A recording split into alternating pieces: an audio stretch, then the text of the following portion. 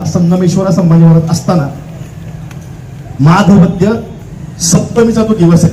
त्या माघवद्य सप्तमीला संभाजी महाराजांना कवी कलशासहित आणि वरकड लोक, त्या एदेशा कालवडी शब्द आहे, वरकड लोक असताना पकडले, ते पळून वगैरे गेले असं दिले, ते पकडल्यानंतर 3 फेब्रुवारी 1689 ते 11 मार्च 1689 म्हणजे कालचा दिवस, सलग 37-38 दिवस संभाजी महाराजांचा हाल करून औरंगजेबाने छळ केलेला आहे.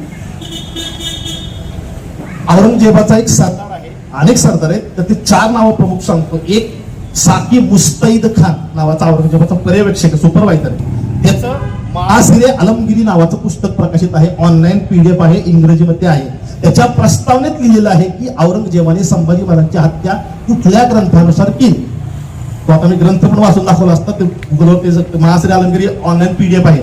जगन्नाथ सरकार नावाचे इतिहासकार त्यांनी त्याचा अनुवाद केलाय. 1110 मध्ये 1190 साली तो ग्रंथ लिहिला गेला. त्यामध्ये संभाजी महाराज म्हणजे त्यामध्ये उल्लेख केला की कातिल उर, की इस्लामच्या किंवा आमच्या ह्याच्या विरोधात जाणारा जो कोणी आहे तो काफिर आहे, त्या काफिरला कसं मारायचं त्या संबंधातला उल्लेख त्या ग्रंथामध्ये आहे. पण विस्तारात जात नाही. 3 फेब्रुवारी 1689 संभाजी महाराजांना औरंगजेबाने आधीच आदेश देऊन ठेवलेला होता की संभाजी महाराजांना कळलं तर त्यांचं काय काय करायचं. संभाजी महाराजांना उंटावर बसवलेलं आहे. उंटावर सरळ सुद्धा मनुष्य बसू शकत नाही. उंटाची त्वचा अत्यंत राट असते. आपण घोड्यावर बसतो तरी आपल्या मांडीचे सगळे सालपडे निघते, पण संभाजी महाराजांना उंटावर उलट बसवले. उंटा छत्रपती आहे, आम्ही पकडलेला आहे, हिंदवी स्वराज्य आम्ही संपवले गेलं, ही आधीची दहशत बसवण्यासाठी त्या संगमेश्वर संभाजी महाराजांची जवळजवळ 20-25-30 मैल जवळजवळ भिंड काढण्यात आली. औरंगजेबाने स्पष्ट आदेश दिलेले होते की संभाजी महाराजांना पकडल्यानंतर उंटावर उलट बसवायचं, अंगावर विदूषकाचा पोशाख मुद्दा केला होता. छत्रपतींची वस्त्र नाही, अंगावर अलंकार नाही, काही नाही. विदूषक म्हणजे तुमचा किती अपमान करतो, प्रत्येक क्षणातून आपण त्यांचा अपमान करतो असं औरंगजेबाच्या दाखवून ठेवण्याची इच्छा होती. संभाजी महाराजांना विदूषकाचे कपडे घातले होते, उंटावर उलट बसवलेलं होतं. सालटी शरीराची काय निघाली असतील कल्पना करा, आपण कल्पना सुद्धा करू शकत असा विषय. आणि 20-30 मैल जवळजवळ भिंड काढण्यात आली. संभाजी महाराजांच्या अंगावर कोणीतरी थुंकते, संभाजी महाराजांच्या अंगावर कोणीतरी विष्ठा फेकते, संभाजी महाराजांना शिव्या देते. ईश्वरदास नागर नावाचा दुसरा एक औरंगजेबाचा सहकारी आहे, जे परकलदास कल्याणदास नावाचा आहे. असे 3-4 अधिकारी की ज्यांनी स्पष्टपणे संभाजी महाराजांची सगळी भिंड कशी काढली, संभाजी महाराजांचे कसे छळ केले, या सगळ्याच लिहून ठेवलेलं आहे. 15 फेब्रुवारी 1689 12-13 दिवसात बहादूरगडला आल्यानंतर संभाजी महाराज औरंगजेबाच्या समोर आले. औरंगजेबाच्या समोर आल्यानंतर तो प्रसंग फार महत्वाचा आहे. चित्रपटात दाखवलाय पण तितका नाही दाखवला जितका तो महत्वाचा आहे. औरंगजेब त्या शामियानामध्ये औरंगजेबाच्या संभाजी महाराज आणि कवी कलश दोघंही 12 दिवस दोघांना उंटावरून फिरवत आणलेला आहे. विचार करा, शरीराची काय लाही झाली असेल, कातडी सोडून निघाली असेल. आणि 15 फेब्रुवारीला दोघं औरंगजेबाच्या समोर येतात. औरंगजेब त्यावेळी तो औरंगजेबाचा सरदार तो म्हणला साकी मुस्तैद खान, त्याने लिहून ठेवलेला आहे की कुलाहा बाशक गो अष्ट, म्हणजे एक शब्द आहे उर्दू, तो असं म्हणतो की ज्याच्या डोक्याचं डोक्यावरचं जो हिरटोप आहे त्याचं टोक हे आसमंताला लावलेलं आहे. असा औरंगजेब खाली उतरून संभाजी महाराजांना किंवा त्या खाली उतरून त्या आपल्या अल्लाची प्रार्थना करतो, त्यांनी तिथे ही केली. आणि त्यावेळी संभाजी महाराज समोर आल्यानंतर संभाजी महाराजांनी औरंगजेबाला शिवीगाळ केली, त्याच्या धर्माला नावं ठेवली. औरंगजेबाने 3 प्रश्न विचारले. तुझा सगळा खजिना जो आहे तो कुठे आहे? दुसरं, माझे कोण लोक तुला सामील आहेत? आणि तिसरा प्रश्न अर्थात मुसलमान हो, याचा संदर्भ जो आहे तो चित्तेश्वरीमध्ये आहे. पण तोही त्यावेळी संभाजी महाराजांनी अर्थात उडवाडूची उत्तर दिली, शिवीगाळ केली संभाजी. आणि संभाजी महाराजांच्या त्या जिभेमुळं औरंगजेब इतका वैतागला की औरंगजेबाने आज्ञा दिली की याला अल्लाची दृष्टी द्या. म्हणजे संभाजी महाराजांचे दोन्हीही डोळे आहेत ते फोडायची आज्ञा दिली. म्हणून आपण म्हणतो मृत्यूसही न डरले मनी धर्मवीर, फुटले स्वनेत्र तुटले जरी झेपशीर. त्या चित्रपटात तुम्ही पाहिलं असेल की संभाजी महाराजांच्या डोळ्यामध्ये 2 तापत्या सळया 20 फेब्रुवारीला पुढे आज्ञा दिलेली. संभाजी महाराजांची जीभ कापली गेलेली, तरी सुद्धा संभाजी महाराज डगमगले नाहीत. तो प्रसंग फार महत्वाचा. त्या औरंगजेबाच्या प्रसंगामध्ये कवी कलश शेजारी उभा आहे आणि संभाजी महाराज त्याला विचारतायत काय प्रसंग आहे बघा, आपला मृत्यू समोर उभा आहे, आपल्यासारखा एखादा असता तर आधीच काळातला असता, पण ते धर्मवीर छत्रपती संभाजी महाराज होते. संभाजी महाराज त्या प्रसंगामध्ये औरंगजेबाला अक्षरशः धिक्कारतायत आणि त्यावेळी त्या कवी कलशाच्या तोंडून एक जो काही ती ओवी पडलेली आहे ती ओवी फार महत्वाची. कवी कलश असं म्हणतो, यावन रावण की सभा शंभू बंधो बजरंग लहू लसत सिंदूर सम खूप खेलो रणरंग जो रवी छवी लचत ही खद्योत कोत बदरंग तो तो तेज निहार एक तख्त त्याच्यावर. याचा अर्थ असा आहे की यावन रावण की सभा शंभू बंधो बजरंग, रावणाच्या सभेमध्ये ज्याप्रमाणे हनुमंत शेंदूर माखलेला, आपण हनुमंताचं मूर्ती पाहिली की त्याला शेंदूर माखलेला असतो, लालबुंद असतो, तसा लालबुंद रक्ताने माखलेला असा संभाजी महाराज त्या हनुमंताप्रमाणे शोभतोय. कसा लघु लसत सिंदूर सम खूप केलो रंग, त्या शेंदूर माखलेल्या त्या हनुमंत ज्याप्रमाणे रावणाच्या सभेमध्ये रामचंद्र सीता, रावणाने जेव्हा सीतेचं अपहरण केलं तेव्हा हनुमंताला रामाने पाठवलं की ती सीता कुठे होती शोधून ये, त्यावेळी त्या सभेचा तो प्रसंग आहे. तसं संभाजी महाराज 3 फेब्रुवारी 1689 पकडल्यापासून ते 15 फेब्रुवारी 12 दिवस त्यांचं छळ केलेलं सगळं अंग रक्ताने माखलेलं आहे. लहू लसत सिंदूर सम खूप खेलो रंग, रणरंग म्हणजे युद्ध केल्याने तुम्ही अक्षरशः सगळं रंग सगळं रक्ताने माखलेलं आहे. जो रवी छवी लचत ही खद्योत होत बदरंग. तो पुढे असं म्हणतो की ज्याप्रमाणे खद्योत या शब्दाचा अर्थ आहे काजवा.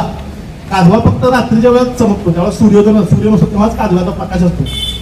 सूर्योदय होतात, काजवा काय चंद्र काय सगळे तारे काय सगळ्यांचा प्रकाश नष्ट होतो आणि सूर्य का टिकतो. तसं ती उपमा दिली. असं कवी कलश असं म्हणतो की सुपंत व तेजनी हारते अखंड तुझ्या औरंग, म्हणजे ज्याप्रमाणे सूर्याचा उदय होताच काजवा वगैरे सगळ्यांचा प्रकाश जो असतो स्वयंप्रकाश असले तरी थोडा निष्प्रभ होतात, तसा तुझा उदय झाल्याने त्या औरंगजेबाचा सुद्धा सगळा प्रकाश, औरंगजेबाचा सगळा पराक्रम नष्ट झालेला आहे. आणि तुला पाहून, तुझं तेज पाहून, तुझा पराक्रम पाहून, तुझ्या रक्ताने माखलेलं शरीर पाहून, तुझं बलदंड पाहून औरंगजेबाने खाली येऊन थोडी ताजीम दिली. औरंगजेब खाली उतरला आणि तेज हारके तखत तुझ्या औरंगजेब, म्हणजे औरंगजेबाला आधी डोक्यावरचा किमांश काढायला लावणारे संभाजी महाराज, त्याच औरंगजेबाला समोर आल्यानंतर खाली बसायला लावणारे औरंगजेब. ज्या औरंगजेबासमोर समोर उभा राहायचं सुद्धा धाडच नव्हतं. एकमेव छत्रपती शिवाजी महाराज आणि धर्मवीर छत्रपती महाराज हे 2च मराठी असे आहेत की त्यांनी औरंगजेबाच्या डोळ्यात डोळे घालून औरंगजेबाला फोडून काढलेले. बाकीचे सगळे औरंगजेबासमोर असेल. ही आपली ताकद, हे आपल्याला शिकायचं.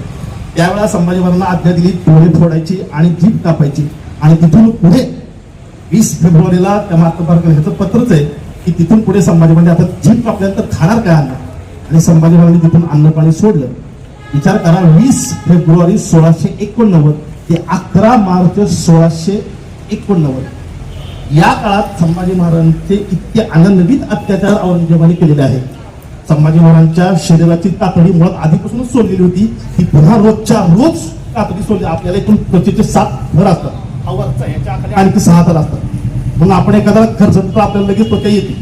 तसे संभाजी महाराजांची रोजच्या रोज संभाजी महाराजांची त्वचा कापली जाते, काटली जाते. संभाजी महाराजांच्या त्वचेवर मीठ फेकलं जाते, तिखट फेकलं जाते. संभाजी महाराजांच्या हाताचा अंगठा या काही आज काढला जातो, उद्या दुसऱ्या दिवशी दुसऱ्या पायाचा अंगठा काढला जातो. असं करून करून संभाजी महाराजांची सगळी पोट तोडली, हात तोडले आणि शेवटी तरी सुद्धा संभाजी महाराज बदले नाहीत, हिंदू धर्म सोडायला तयार झाले नाहीत, कुठल्याही प्रकारच्या औरंगजेबाच्या प्रलोभनाला बळी पडले नाहीत. आणि शेवटी 11 मार्च 1689 म्हणजे फाल्गुन वद्य अमावस्या, माघ वद्य सप्तमीपासून चालू झालेला छळ हा फाल्गुन वद्य अमावस्याला म्हणजे गुढीपाडवा आहे. म्हणून औरंगजेबाने आज्ञा दिली की याच दिवशी हिंदूंचा मोठा सण आहे उद्याच्या दिवशी, आणि ह्यांना आयुष्यभर लक्षात येईल अशा प्रकारची शिक्षा आपण देऊ. आणि म्हणून मुक्काम फाल्गुन वद्य अमावस्याला म्हणजे गुढीपाडव्याच्या आदल्या दिवशी संभाजी महाराजांची खापीखानाने लिहून ठेवलेला आहे मुंतखबुल अल-लुबाब मोहम्मद शाही नावाचा ग्रंथ आहे. या खापीखानाचा उर्दूमध्ये परिषदेमध्ये आहे, ऑनलाईन PDF उपलब्ध आहे, त्याचा मराठी अनुवाद उपलब्ध आहे. मराठी काय सांगत नाही, प्रत्येक गोष्टीला पुरावा. त्या मुंतखबुल अल-लुबाब मोहम्मद शाही मध्ये 4 खंड केले, त्यामध्ये स्पष्ट लिहिले की संभाजी महाराजांच्या शरीराचे तुकडे करण्यात आले. उभाडीने संभाजी महाराजांच्या शरीराचे तुकडे केले आणि कोल्ह्या कुत्र्यांना खाऊ घातले आणि म्हणून धमकी दिली औरंगजेबाने संभाजी महाराजांच्या शरीराचे हे तुकडे जर गोळा करायचा कोणी प्रयत्न केला किंवा आपल्यानंतर ज्याप्रमाणे एखादा मनुष्य केल्यानंतर आपण त्याचा अंत्यकर्म करतो तसं जर करण्याचा कोणी प्रयत्न केला त्याची पण तीच अवस्था करता येतील. वडू तुळापूरला इथेच या भीमा आणि इंद्राणीच्या संगमावर संभाजी महाराजांना इथंच फाल्गुनवती अमावस्येला संभाजी महाराजांचं देहावसन केलं. म्हणजे हा सगळा 40 दिवसांचा जो काही छळ आहे तो संभाजी महाराजांनी कोणासाठी केला, कोणासाठी सहन केला? तुमच्या आमच्यासाठी, हिंदवी स्वराज्यासाठी.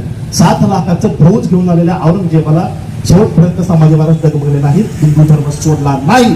आणि पुढे त्या पराक्रमाने एवढा पराक्रम निर्माण केला संभाजी महाराज त्यागानं की पुढे 1707 पर्यंत औरंगजेब महाराष्ट्रात होता, पण मराठ्यांनी हिंदवी स्वराज्य औरंगजेबाला जिंकू दिलं नाही. औरंगजेबाला इथंच काढलं. हा जो पराक्रम आहे म्हणून त्याचं कुठेतरी स्मरण होणं आपल्याला आवश्यक आहे आणि पुढच्या पिढींपर्यंत हा इतिहास जाणं आवश्यक आहे. आपल्या राजाने आपल्या सर्वांसाठी, संभाजी महाराज शिवाजी महाराज नसते तर आज त्यांची पुण्यतिथी आणि जयंती साजरी करण्यासाठी, पुण्यतिथी पाळण्यासाठी, जयंती साजरी करण्यासाठी आपण सुद्धा नसतो. पीरा पैगंबरा दिखाई देत सिद्ध की सिद्धाई गई रही बात रब की कासिम की कला गई मथुरा मस्जिद होती अगर शिवाजी न होते तो सुन्नत होती सबकी. ही गोष्ट खरी आहे. अगर संभाजी नव्हते तो भी सुन्नत होती सबकी. त्यामुळं त्यांचं, त्या महापुरुषाचं स्मरण आपल्याला कुठेतरी व्हावं म्हणून आपण महिनाभर फाल्गुन शुद्ध प्रतिपदा ते फाल्गुनवती अमावस्या राष्ट्रीय सुतक पाळतो. ज्याप्रमाणे आपल्या घरात एखादी व्यक्ती गेली तर आपण काहीतरी गोड सोडतो किंवा काही आवडीची गोष्ट सोडतो, त्याप्रमाणे दररोज संध्याकाळी तुम्ही इथे सगळे येत आहेत. चांगली गोष्ट, आम्हाला आनंद वाटतो. तुम्ही कुठेतरी या सगळ्या गोष्टी स्वतःहून स्वयंप्रेरणे करताय. पण हा इतिहास आपल्याला माहिती असायला हवा. तसं त्यांचं बलिदान झालं, कसा सगळा पराक्रम दाखवला. थोडक्यात हा विषय तुमच्यासमोर मांडला. मोठा विषय एवढ्या सहजपणे हा मांडण्याचा पण